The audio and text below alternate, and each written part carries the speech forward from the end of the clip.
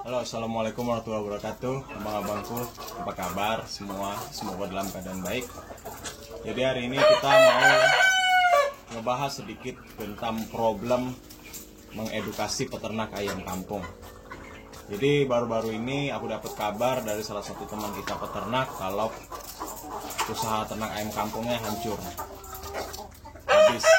Padahal modalnya udah cukup banyak di situ, sampai ngutang-ngutang ke bank dan lain-lain. Sebenarnya cukup sedih ya sama hal-hal kayak gini. Hal-hal kayak gini tuh udah harusnya nggak ada untuk saat ini. Tapi di peternakan ayam kampung akan selalu ada aja hal-hal seperti ini. Dan ini lumayan menguras pikiran, lumayan sering terjadi. Dan bikin aku yang memang sering mengedukasi teman-teman peternak ayam kampung tuh ngerasa sedih gitu. Jadi gini, ada beberapa hal fatal yang dilakukan oleh peternak-peternak ayam kampung, baik itu pemula. Biasanya seringnya terjadi di pemula yang ngerasa udah punya duit dan mau buka usaha, tapi mereka sendiri nggak punya basic di peternakan atau beternak ayam kampung. Jadi hal-hal yang ini mau kita urai, semoga nggak terjadi di abang-abang. Atau kalau mungkin sedang terjadi, ada baiknya untuk dilakukan penanggulangan atau antisipasi ke depannya. Baiklah, kita setiap minggu, satu hari dalam satu minggu itu kita selalu ngebuka edukasi. Berkumpul sama-sama di penetasan CV Ayam Gorilla.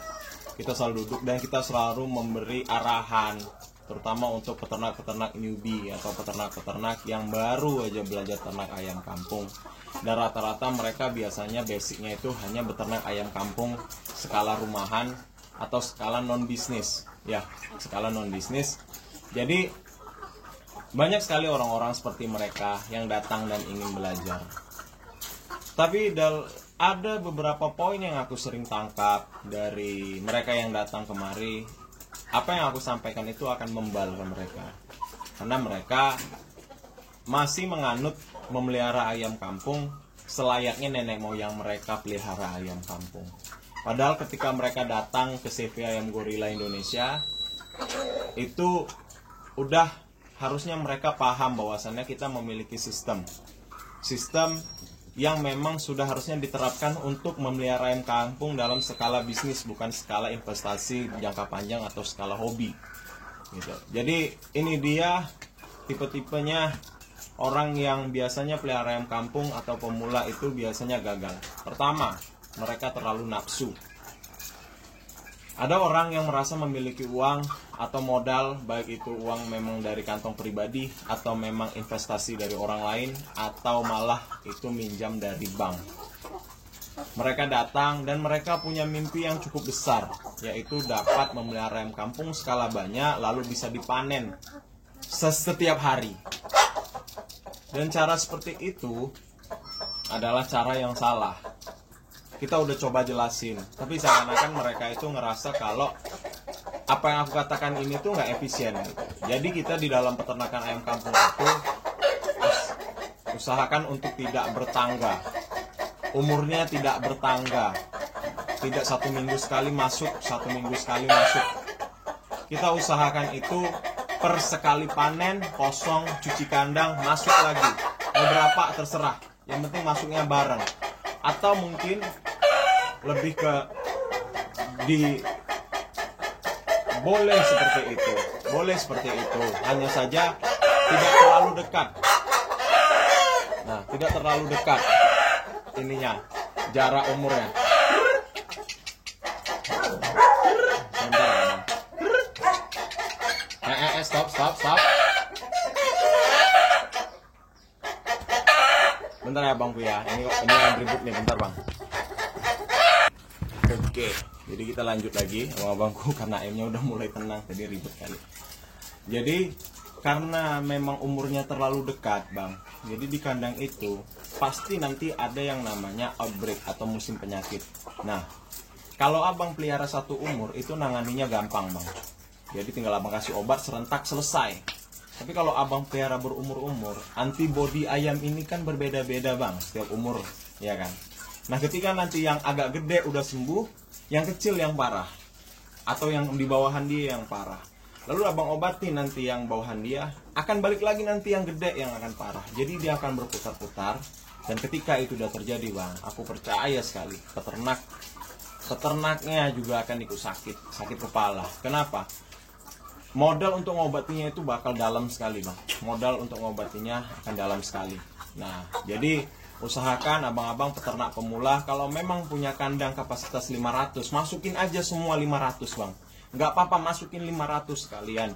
Panen 500 sekalian, bersihin kandang, 1 minggu istirahatkan kandang, masukkan lagi bibit. Itu jauh lebih aman dibanding abang pakai sistem 100 dengan alih abang pengen panennya setiap minggu, setiap bulan supaya ada uang lancar. No, itu nggak akan bisa abang terapkan kecuali memang lahan abang besar sekali dan abang bisa menjamin bahwasannya di tempat abang ini bersih, nggak ada penyakit dan lain-lain. Itu yang pertama. Yang kedua, SDM peternak ayam kampung, bang, itu masih bisa dikatakan kurang berkembang untuk peternak ayam kampung. Jadi mereka tuh masih berpikir kalau ayam kampung ya ayam kampung. Walau dia sebenarnya miara itu tujuannya untuk bisnis, dia ngeluarin modal yang besar dan berharap dapat untung. Tapi SDM-nya tuh masih sekelas ayam kampung ya ayam kampung gitu. Nah, jadi terjadi nih di sini mereka menerapkan SOP ayam kampung yang mereka tahu dari nenek moyangnya. Hal yang paling fatal adalah mereka tidak mau memvaksin ayamnya dengan embel-embel ayam kampung. Buat apa divaksin? Padahal bang, vaksin itu sangat penting sekali. Dan hampir 90% peternak ayam kampung gagal.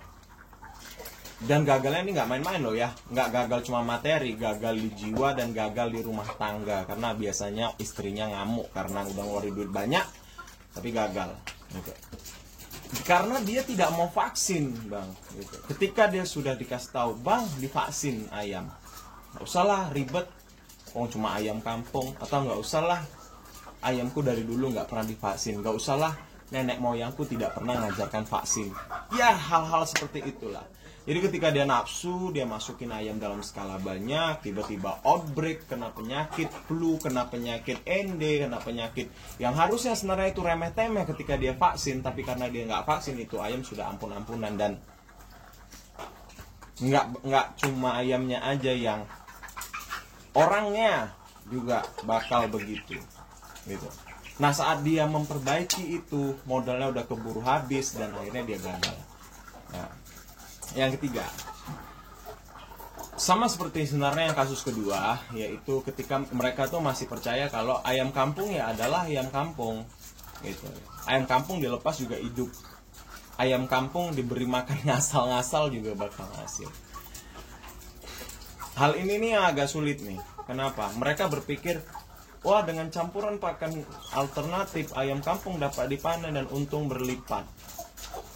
That's bullshit sebenarnya. Gak ada pakan campuran atau pakan alternatif yang benar-benar bisa buat ayam kampung abang itu cepat besar atau mengirit pakan. That's bullshit.